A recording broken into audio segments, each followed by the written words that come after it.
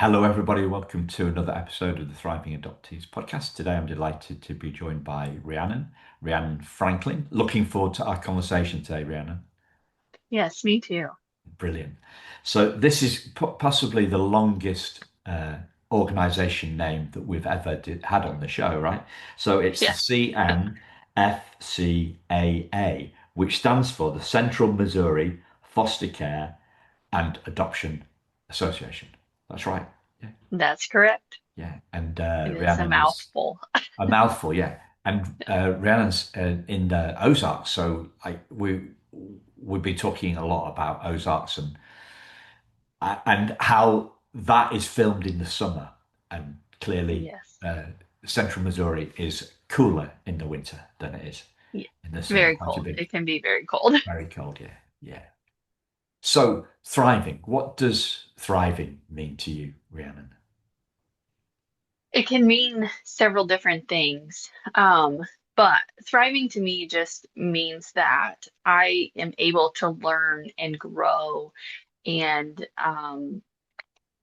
get the support that I need to be able to, um, live my day to day, and still be a happy, well-rounded person. And sometimes thriving, means something different if you're going through, something hard in life.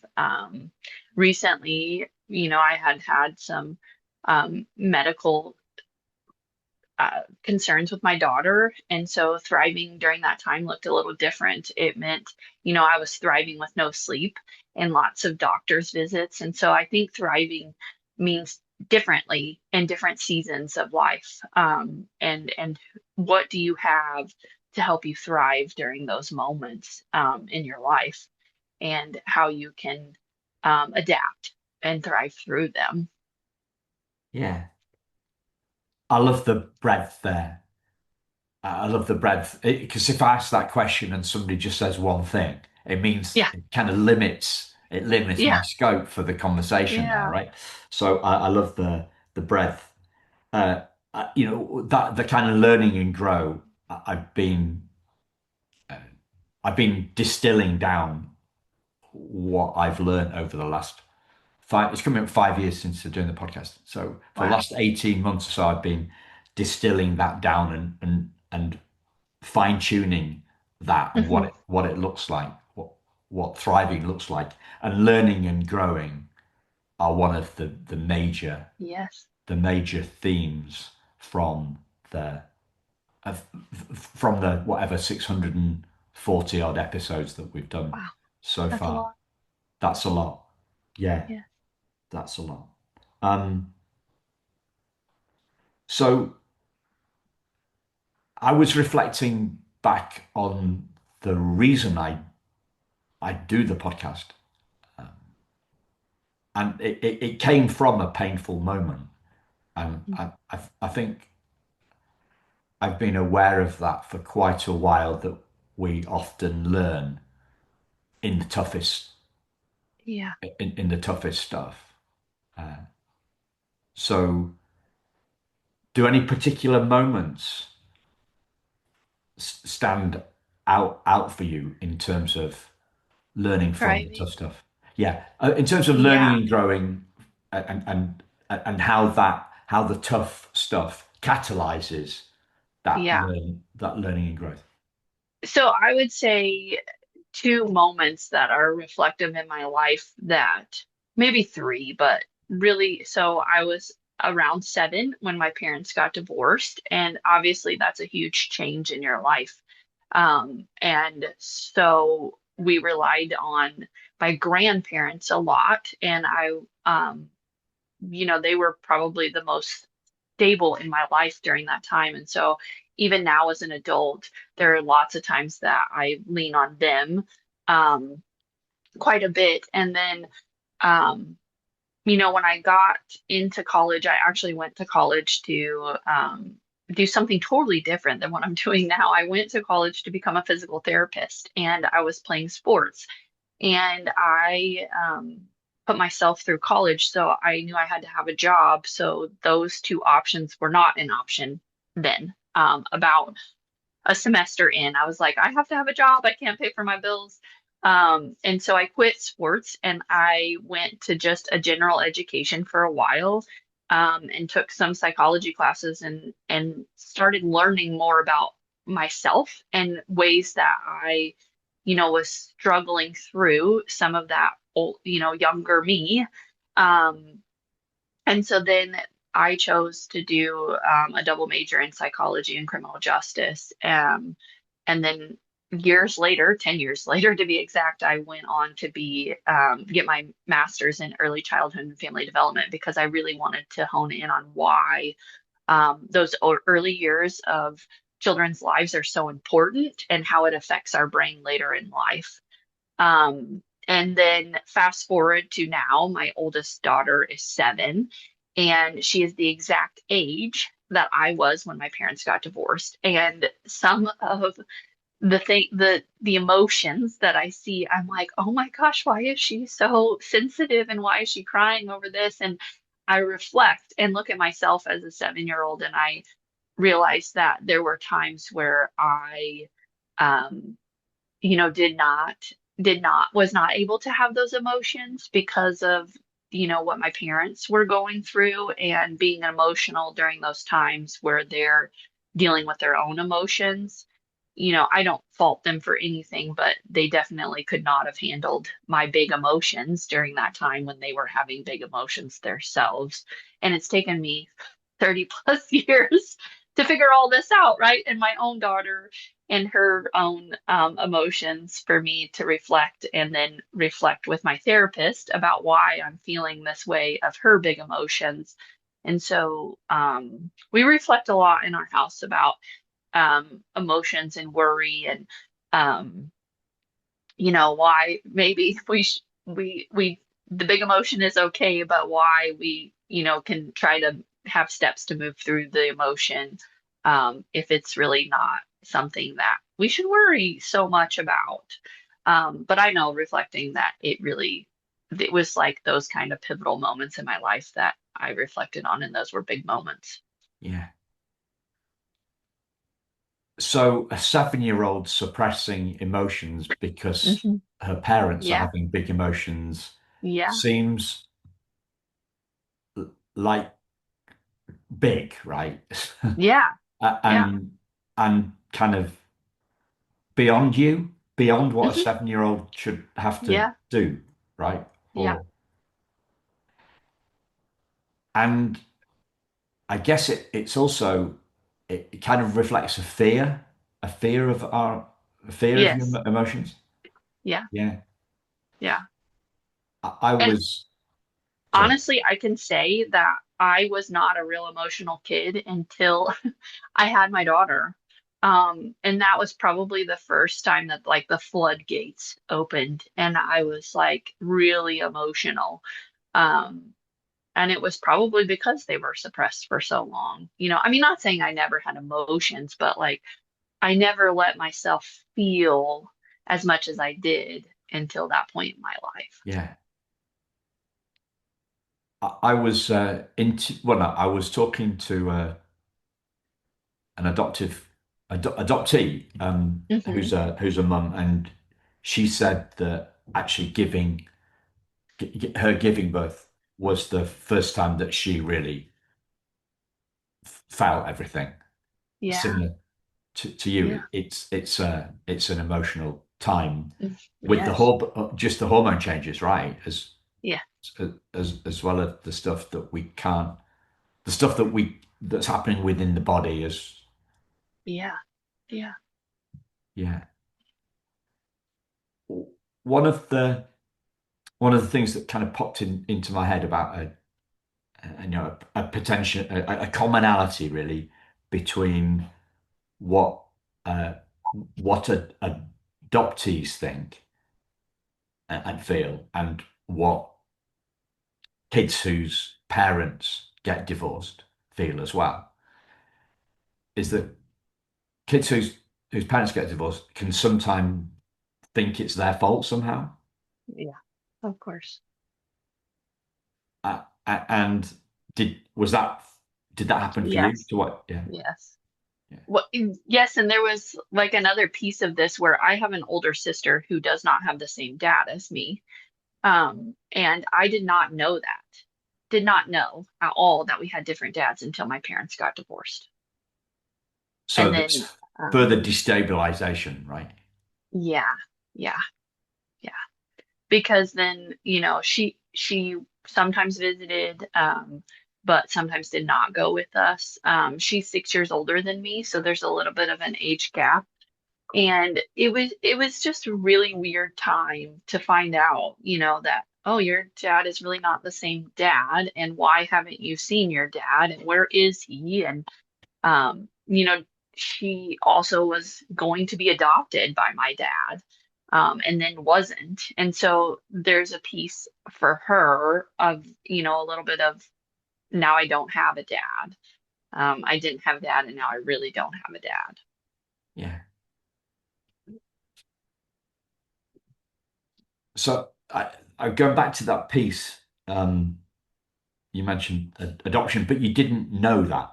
You didn't know that your dad was going to adopt your No, your elder not sister. until she told me. Um, and I don't think I knew that right away at 7. I think I knew it late, like later we had talked about things, that had happened when we were younger. Yeah.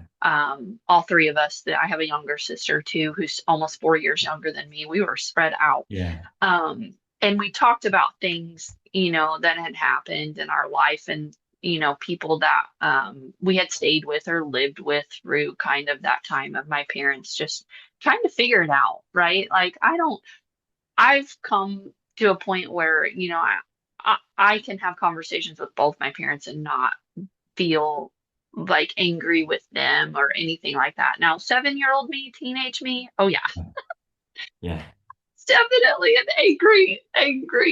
Like, why can't you guys just be together? Why do you have to? And back then, I knew of other people's parents that had gotten divorced, but no one like really in our immediate family.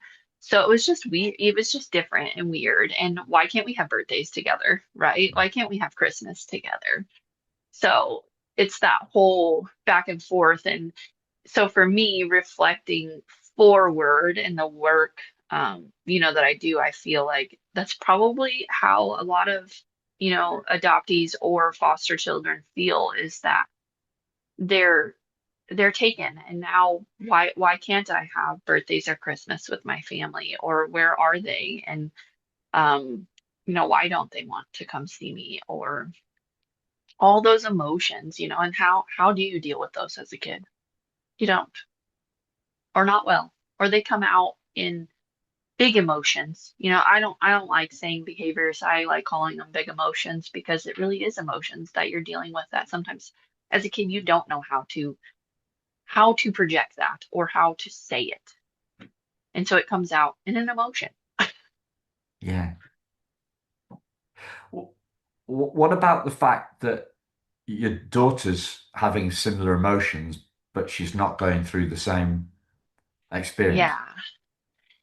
So, um, it's I ask myself that question a lot. She is such a sensitive kid, and but also very, very smart.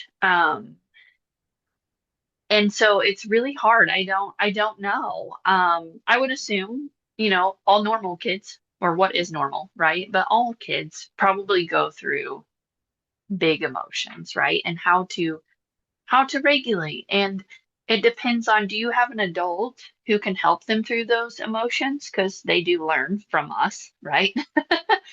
And so, how do we handle emotions? And I can say that there hasn't been times in my life where I've handled big emotions properly. But in our household, if we don't do something right, we talk about it and we apologize. Um, because I feel like, we're all human, we're all learning, we all make mistakes, Yeah. and it's okay to make mistakes and learn from them and grow. Yeah. Because one of the big things we come across time and time again is, as humans, we want to see the cause of our emotions. Yes. Yes. And adoptive parents, they often want to know, is this a human thing or is this an adoption thing? Correct. And to some extent, it doesn't matter. Right. But I was having a conversation, this similar sort of conversation with somebody the other week, and said, "Well, actually, it does matter because we need to know what they need." Hmm. Hmm. And I've reflected on that afterwards, and I thought, well, yeah, we do need to know what they need. That's for sure. That is for sure. What is it? What is it what is it that these big feelings are telling me that I should do as a parent, right? Right. That's one thing. And that is completely well to me it seems separate to the causal factor. Hmm.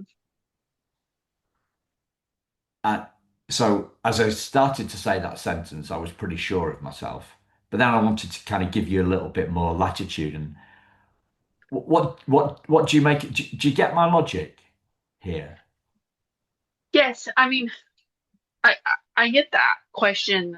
So previously coming to this agency to CMFCAA, I was a juvenile officer with the state. So it's in Missouri, we have a really weird system where we are our juvenile office and juvenile court proceeding stuff and children's division are two separate entities. So the juvenile office is the one that kind of takes children into care, so away from family of origin, and places them into foster care. And a lot of times I would sit with foster parents and or adoptive parents and they would be like, is this normal behavior of a child or is it that? And you know, a lot of times it was normal behavior or emotions that were just normal of that age and or that development of that child. And we all know that everybody ages and develops and does things differently throughout different timelines. There's a scope that they may do it, but there is a scope that we know that if kids have had trauma early on in their life, they're delayed a little bit. And so you may have a 10-year-old who has bigger emotions at 10 than when they were at 6 because they are delayed in that response to that emotion or learning. And so I I do think sometimes it is different. I've seen, foster kiddos that I worked with that were being placed in a pre-adoptive home and they challenged that family, right? They challenged like, are you going to love me through anything I throw at you? Um, and still be there and still love me no matter what I do. And um, I did sadly have families that could not handle the emotions of the child and would not keep placement. But I did have families where that I had a mom and a foster mom and dad sit in the room with me and the child and say, look, no matter what you throw at us, we're not giving up on you. We are not giving up. No matter what, we are going to love you through any challenge you place at our feet. And so, kind of like it would just be a lot easier, if you just worked with us instead of against us, kind of thing. Yeah. Um, and they really, I mean, that family I think of, they really, hit every challenge head on and they did different types of therapy and different types of family bonding and went to family camps. I mean, they truly stayed with that kid through every season and did an up adopting. And it's not for everyone. It's not. No. Um, and later in life, if they had that conversation with that adoptive youth that if he wanted to see his family or know his family, that they would be there to help him through that. Yeah. I'm hearing quite a lot of this recently. Well, Yeah. not quite a lot's probably overstating it, but I'm seeing a brilliant clarity around these around these parents that are very honest with their kids. Yeah. Um, Yeah. so, you know, just laying it on the line, we're going to love you no matter what, right? Yeah. So, Yeah.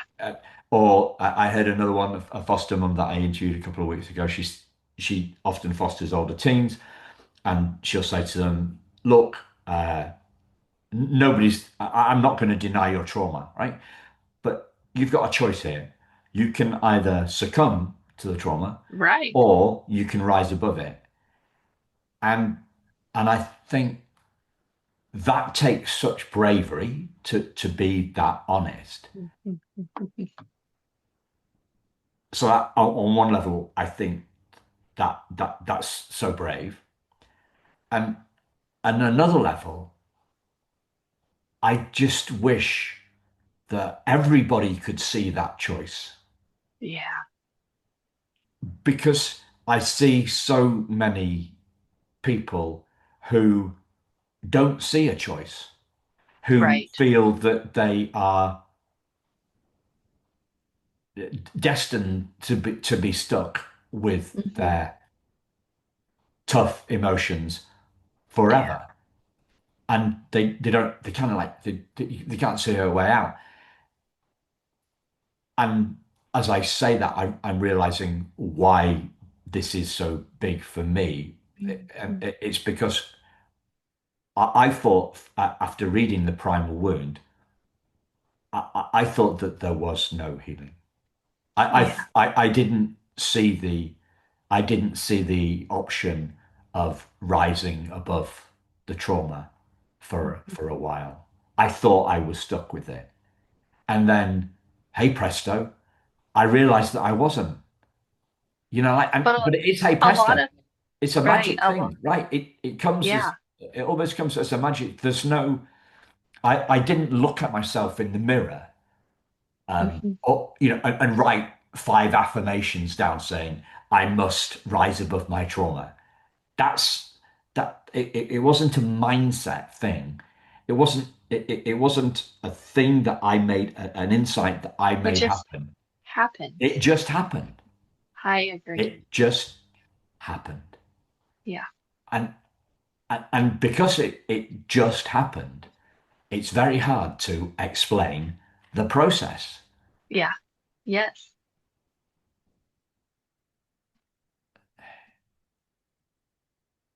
It is very hard. It I is very agree with hard. that. It there I started, I would say after I had got divorced, because I was married and then got divorced. I married pretty young. We were high school sweethearts, and um, we got divorced, and it was pretty amicable. But I feel like after that, I did a lot of soul searching. And you're right, it just happens. And it's like you can either choose to, be in this negative mindset every day, or you can choose to learn and grow. I can tell you at 22, I was not the same person, and I'm like, I don't need to learn anything. I know it all.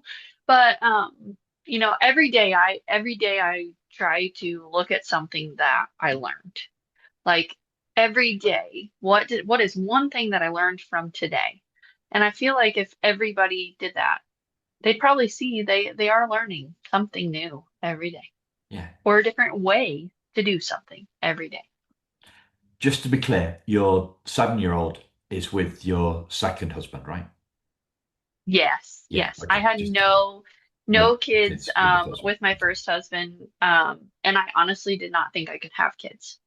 Um, Okay. so then I got married. I've been married. We've been together almost 10 years. No, it has been 10 years. It Yeah. almost be 11. Great. And together we have four kids. He had two older boys, and then we have two girls together. The older boys are 20, going to Right. be 20, and Oh, going to be 17, and then we have 7 and 2. right. So there's a Okay. big age Yeah. range of, like, okay, like the 7-year-old Gwen, we're like, okay, we're gonna have an adult conversation with Nate Noah, so I need you to go to your room real quick. But Yeah, It's a lot of juggling, different conversations and different ways to say things, especially if they're all together. yeah. So, I just want to refer back to something that you said about the parents, the pre-adopted parents who then went on to adopt yeah. this kiddo out of foster care, and you said that they tried lots of things, right? So Yes. they were all Yes. in for their kid. Yeah. They All tried in. this time, right? All in. So I I think that's one of the ways that we have insights. Hmm. So we don't know which activity Right. is going to work or which Correct. modality is going to work, Yeah. or we don't. And you're talking about lots of different ways to Yes. tackle the same thing.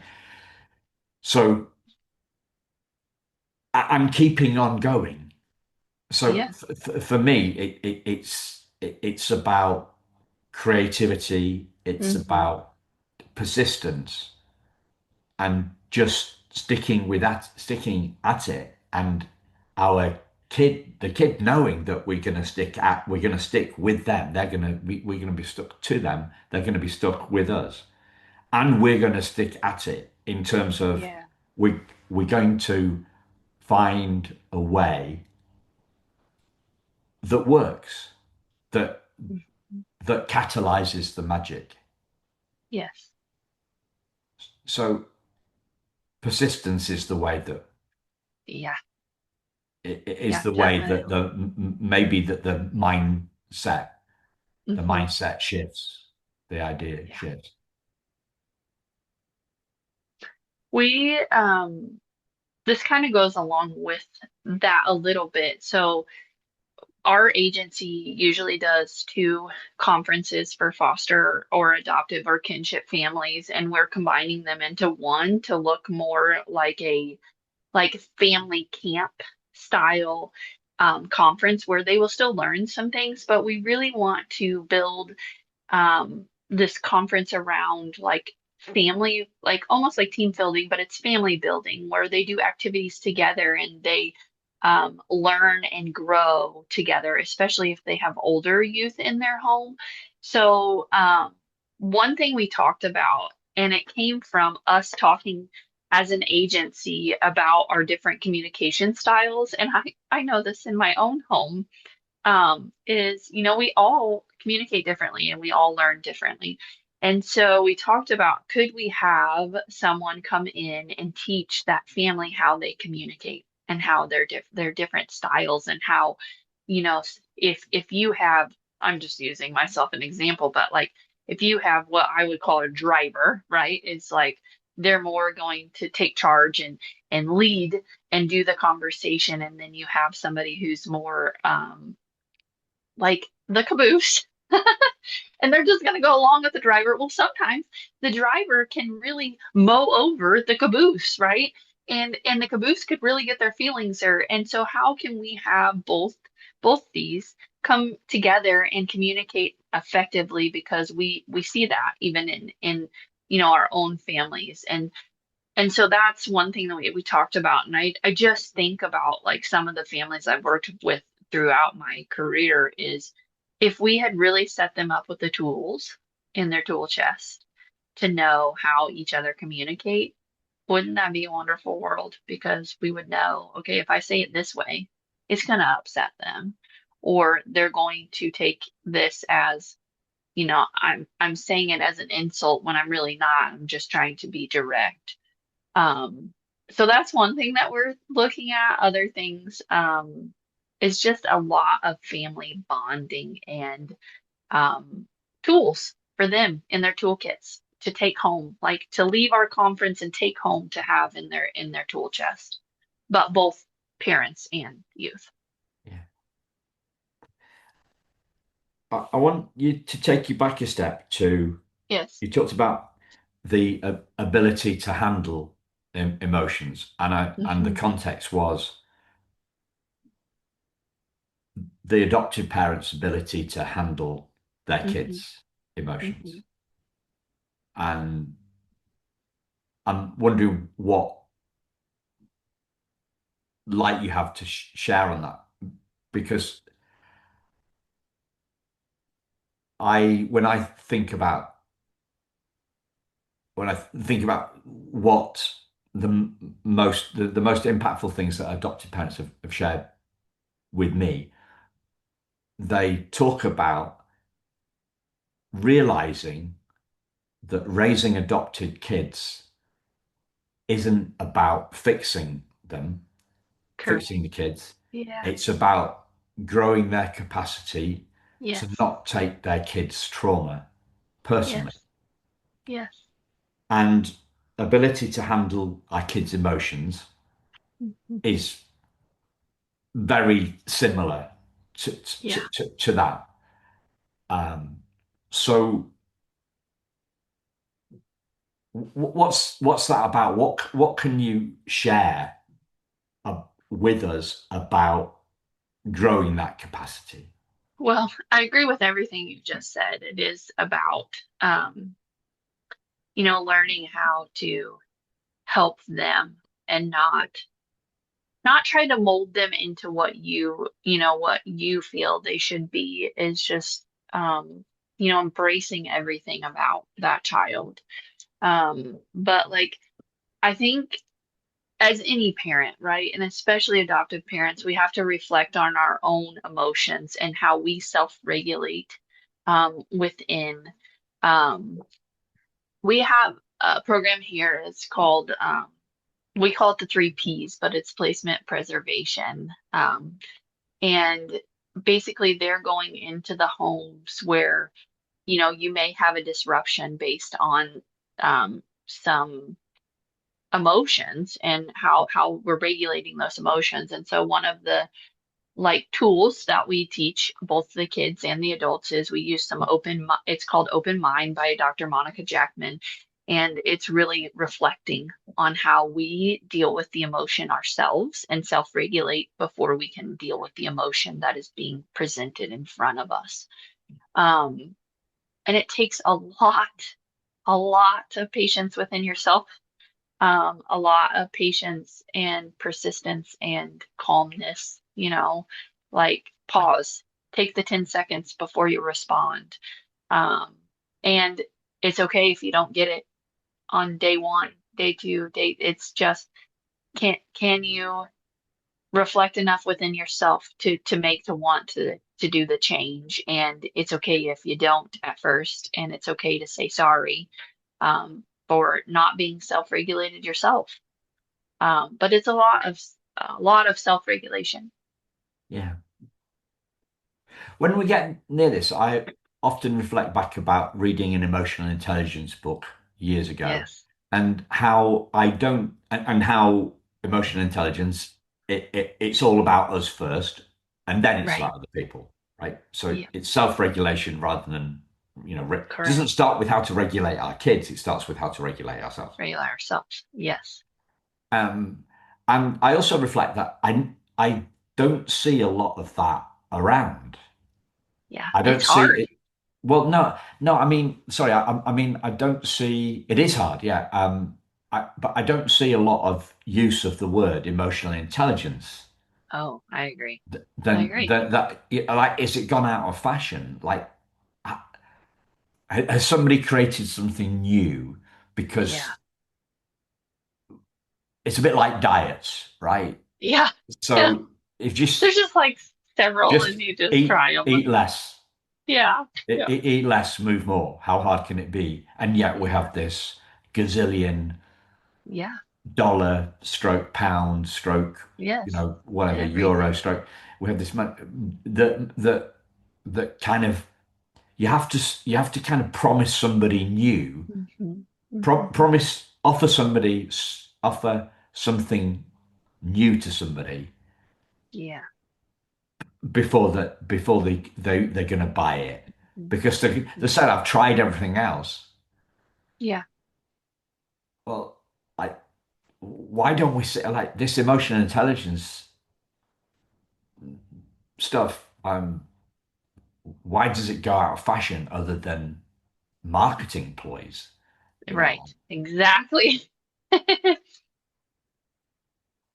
Are you, we talk about emotion and um, have you ever read Brene Brown a or bit listened of to any of her podcasts? So she a talks bit. about this sense of belonging. And, every human being wants to belong, and so I think that goes along with that emotional intelligence and knowing like if you feel loved and you feel like you belong, your sense of self-worth is so much better. Yeah, I'm just I'm just riffing off the back of one of the things I've been thinking about, talking about here, because you can take an emotional intelligence Yeah, test, right? yeah, So one of the challenges that we have is that we live with ourselves 24 hours a day, and yeah, therefore it's hard to see the picture as when we're in the frame, as an old mentor of mine used to say. And that's how doing an emotional intelligence test can help us see things that we have not seen before. right. And we can do these for free, and they don't Hmm. take a lot of time. They're just a multiple choice Yeah. quiz, and it can bring point us to some stuff that we can't see Hmm. ourselves. What what other suggestions would you make to listeners who want to want to regulate themselves better, and they want to grow their capacity to handle their kids' emotional stuff? Well, I mean, and this is just speaking for my own self, but like I think pausing and not automatically reacting. So take the 10 seconds, count in your head. And especially if your child's having the big emotion, because just taking that pause and the deep breaths will help you regulate within yourself to be able to respond. Um, I mean, I'm still learning and doing that myself because it is practice every day to do that. Yeah, it is. And learning something new, reflecting on back on something that we've learned every day. Yeah. We're coming in on time here, Rhiannon, so I just Mhm. wanted to ask you if there's anything else that you'd like to share that I've not I don't think not so. touched. I've enjoyed being on here and being able to talk to you. Yeah, I've enjoyed it too, and we hope you've enjoyed it too, listeners. And we'll speak to you very soon. As always, check out the show notes, and find out more about what the guest is doing. Thank you, Rhiannon. Thank you.